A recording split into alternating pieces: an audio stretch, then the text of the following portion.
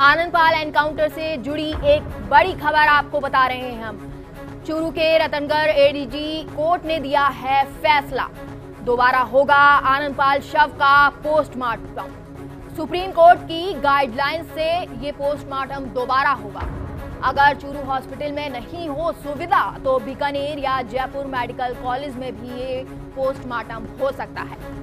आपको बता दें, एक बड़ी खबर मिल रही है आनंदपाल एनकाउंटर मामले से जुड़ी हुई।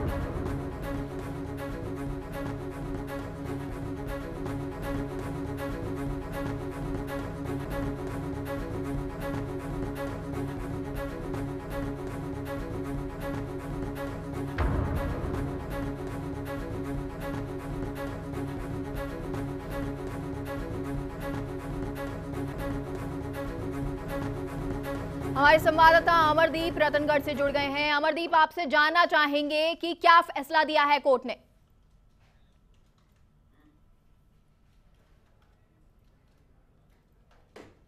बिल्कुल मेगा एडीजे जो जगदीश जी हैं उन्होंने ये फैसला सुनाया है, लेकिन आनंदपाल पाल के जो पक्ष के वकील हैं कान सिंह जी, वो मेरे साथ में फिलहाल मौजूद हैं, क्योंकि बारीकी जो इस केस की है वो पूरी हम जान लें। कान सिंह जी, आपने पैरवी की सारी चीज़ों को लेकर के, सुप्रीम कोर्ट की गाइडलाइंस के तहत अब पोस्टमार्टम जो है वो वापस से दोबारा होगा। अब किस तरीके से सिचुएशन चलेगी इस केस की?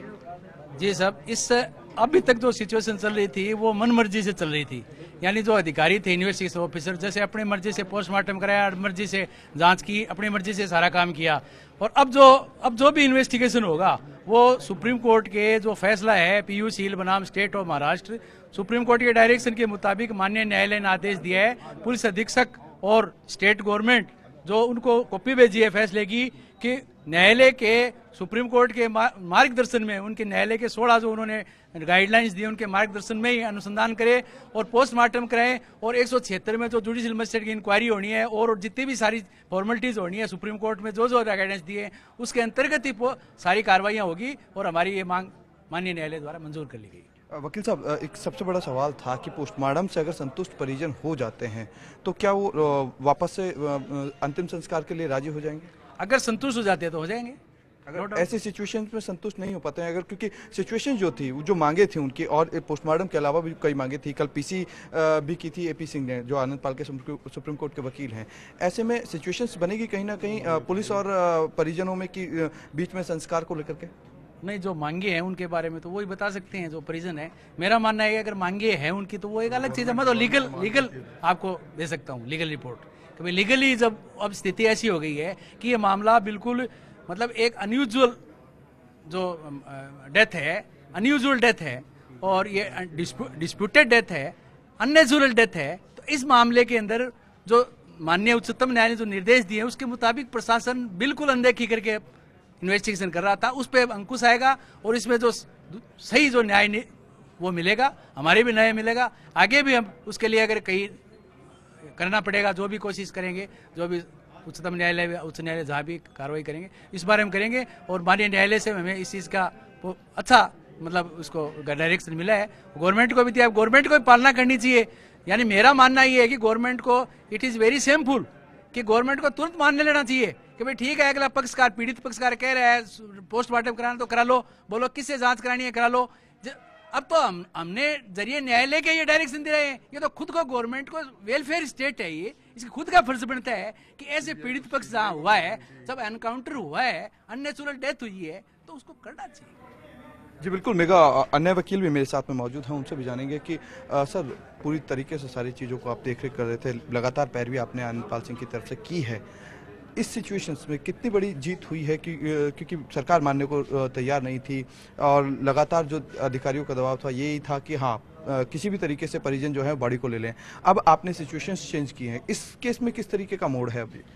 आज का निर्णय यह प्रमाणित करता है कि पीड़ित परिवार की बात को कहीं न कहीं न्यायालय ने सही माना है और यह भी माना है कि मामले में दूषित अनुसंधान हो रहा था। जहां पर कानून रोकता है वहां पर इसका पोस्टमार्टम कराया जा रहा था और साथ ही जो 16 गाइडलाइन सुप्रीम कोर्ट की है उस पर भी पालना करने के लिए जो कहा गया है।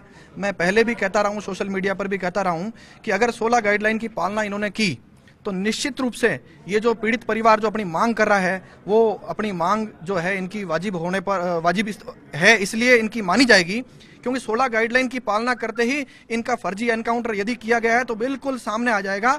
और दूषित अनुसंधान प्रमाणित आज हुआ है, फर्जी एनकाउंटर भी प्रमाणित होने में ज्यादा समय नहीं लगेगा। फिर भी उच्च न्यायालय और उच्चतम न्यायालय आगे उपलब्ध है, क्योंकि इस 16 गाइडलाइन में स्पष्ट रूप से लिखा हुआ है कि सीआईडी जांच करे। इस मामले में मात्र एक डिप्टी एसपी जो यहां पर जो दूषित अनुसंधान कर रहे थे उनसे जांच कराई गई है, जो गलत है। अगर सीआईडी जांच नहीं करा रही है तो इसका मतलब सरकार की कहीं मंशा ठीक नहीं है, जो सुप्रीम कोर्ट गाइडलाइन में भी लिखा हुआ है। फिर भी अगर आवश्यकता रही तो उच्च न्यायालय और उच्चतम न्यायालय के द्वार अमर आपसे जानना चाहेंगे कि एक मांग तो पूरी कर दी है सरकार ने, जो सुप्रीम कोर्ट है ना उसने एक मांग तो मान ली है, लेकिन अन्य मांगे हैं उन पे क्या रवैया है?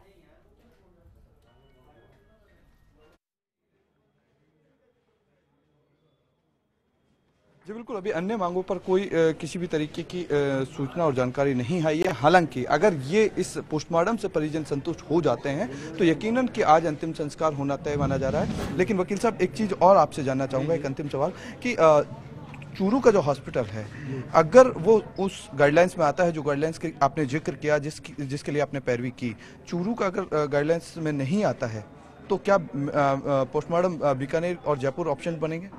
बीकानेर और जयपुर बड़े हॉस्पिटल हैं, वहाँ मेडिकल कॉलेज भी है, तो वहाँ के जो मेडिकल प्रोफेसर्स, मेडिकल जूरिस्ट हैं, अगर उनके वहाँ दक्ष अगर ये ऑफिसर वो हैं, डॉक्टर हैं, तो उनसे पोस्टमार्टम कराए जाने से संतुष्टि की जा सकती है।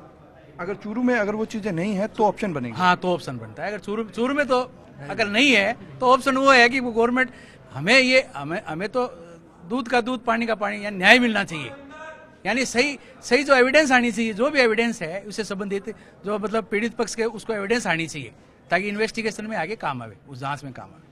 बाकी की मांगों को लेकर के परिजनों का क्या कहें, क्योंकि सीबीआई जांच की उन्होंने मांग की थी, उसके अलावा कई और मांगों को लेकर के वो अड़े हुए थे कि अंतिम संस्कार तभी करेंगे जब पोस्टमार्टम हो, सीबीआई जांच हो। इसके अलावा और 5-7 मांगे थी उनकी। इस बारे में परिजन ही बता सकते हैं, हम तो सिर्फ लीगल। जी बिल्कुल मेगा, जिस तरीके से अभी वकील जो हैं उन्होंने यही कहा है कि जो एक मांग थी, पोस्टमार्टम की मांग थी, उसके लिए हमने पैरवी की थी, बाकी मांगों के लिए परिजन खुद डिसीजंस लेंगे कि बाकी मांगों को लेकर के वो किस तरीके से रवैया अपनाते हैं। क्या अंतिम संस्कार आज होगा, क्या वाकई में ये सारी की सारी मांगे जो हैं वो मान लेंगे परिजन आनंदपाल के? तो इन तमाम पहलुओं पर जो चीज़ है ये चर्चा का विषय है अभी फिलहाल यहाँ पर कोर्ट में। लेकिन सबसे बड़ा फैसला जो है वो यही है कि आनंदपाल सिंह का जो पोस्टमार्टम है वो दोबारा होगा। बहुत बहुत शुक्रिया अमरदीप हमसे जुड़ने के लिए। तो आपको बता दें कि आनंदपाल मामले में एक के बाद एक नए मोड़ आ रहे हैं और आज एडीजे कोर्ट ने आनंदपाल के पोस्टमार्टम को दोबारा कराने की बात कही है। तो इसके बाद देखना ये होगा कि क्या पोस्टमार्टम के बाद अंतिम संस्कार आज होता है या फिर नहीं।